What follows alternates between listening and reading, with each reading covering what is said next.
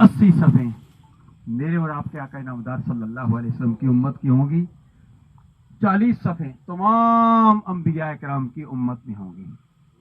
इमाम अंबिया अलैहि तहियत व सना का उम्मती होना हमारे लिए बड़ा एजाज है।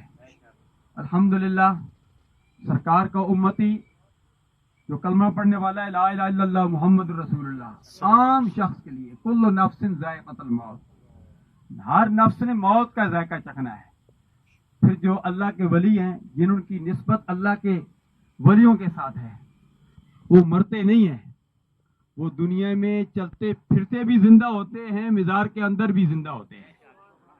और जो काफिर है, जो दुनिया में चलते फिरते भी मुर्दा है, कब्र के अंदर भी मुर्दा है। लेकिन जो अल्लाह वाले हैं, जिनके अल्लाह वालों के साथ निस्बत है, जो अमाले सारखा करते हैं, जिनका अकीदा दुरुस्त होता है, मन आमिल सालिहन मिन ज़करिन औ उनसा व हुवा मुमिनुन फलनुहयियन्नहु हयातन तय्यबा, चाहे वो मर्द हो चाहे वो औरत हो, अल्लाह तबारक व तआला फरमाता है हम उसको पाकीज़ा जिंदगी बख्शते हैं। तो आज अल्हम्दुलिल्लाह वल अज़ीज़, एक हम अल्लाह के अजीम वलिया की नमाज जनाजा में आए हैं। अल्हम्दुलिल्लाह, ऐसी नमाज जनाजा में मेरा और आपका आना, मैं समझता हूँ हमारे लिए ये बख्शिश का सामान है। और हमारे लिए आज की इस नमाज जनाजा में ये दर्स है, ये फिक्र है। क्या दर्स है? अपने अकीदे को दुरुस्त रखो और अपने आमाल में कसरत पैदा करो।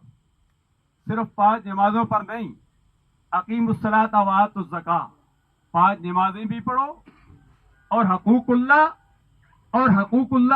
हकूकुल इबाद की पासदारी करो। यही मरहुमा का भी यही दर्स है और इसके पूरे खानदान का यही दर्स है।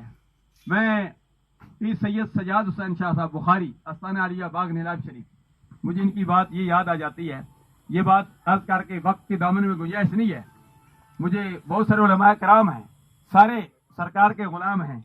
तो अगर वालिदा जन्नत है तो वालिद जन्नत का दरवाजा है।